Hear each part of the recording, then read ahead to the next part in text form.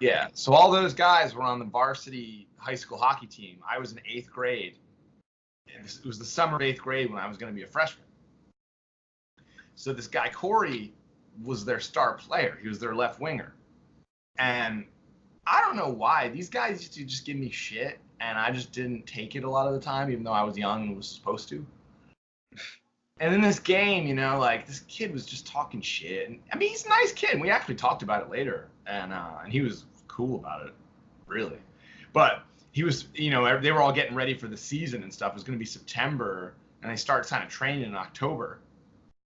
And so we're playing this pickup game, and we're kind of like riding each other a little bit on our shoulders. We're moving, and I don't remember exactly, but he lost his footing and he went down.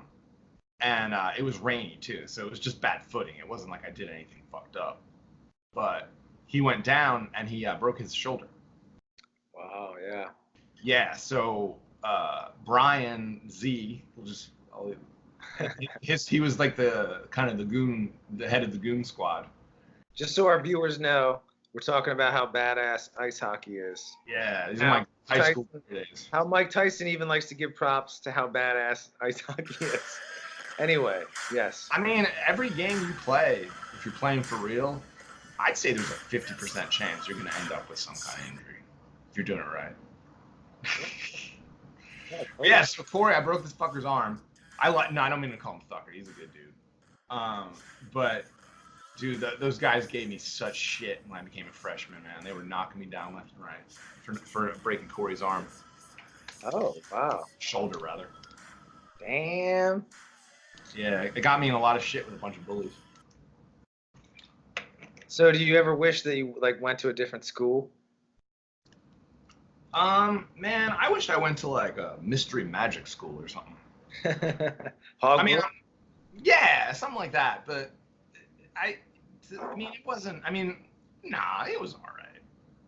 I mean, you got to learn. You got to when you go to jail, like, because I had to work in life, so I had to go to work and go function at a job. And if I hadn't gone to a little bit of rough and tumble school, I think the people at the job, that sort of psychological schoolyard shit. Yeah, bullies on some level are good. I mean, ultimately. I mean, because they're everywhere, the sooner you learn how to deal with them, the better. It's not to say that it's good for you. Yeah, no, it's a shame that we have to live in a world where everything is the result of bullies, and then we now have bully kids, and it's a whole vicious circle. And so now it's like, are you going to teach your kid to defend himself or herself, or are you going to are they going to become a bully? You teach them to become a bully? I don't know. It's very crazy. It's a big problem though, because we're just on basically the bodies are still warm after 2 horrible shootings in the U.S. Man, they got like 30-some people either dead or horrifically injured, right? So I mean, people will argue about the guns or whatever, but the whole concept of bullying was well at work. Those sort of psychological things that go into a kid being bullied and then bullying and then acting out on that is the same shit at what a shooter is. It's a sense of feeling like a total inadequate mess, and you're never going to amount to anything, and you need to do something. You got to do something. Right. And and if you don't have, especially when you're a kid, like even though you do have a whole lot to lose, like the future, it feels like you have nothing to lose. I wonder if this whole even kid thing is just all a farce, and this is just part of the theater that we're sold, because if you think about the whole Operation Mockingbird, Operation Northwoods, where there would be staged everything. I always come from the perspective is this being staged in some way?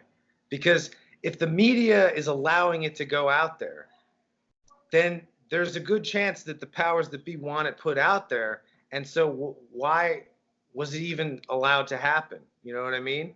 And so it feels, I guess I'm on the other side where I just don't believe anything. I mean, there's a lot of reasons why you might want to stage an event to subtract from some other shit that's going on.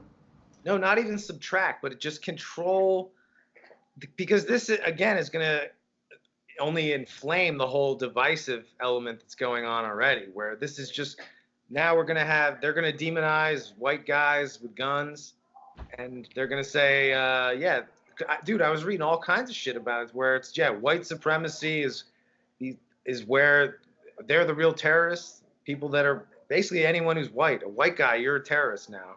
That's how they're framing it.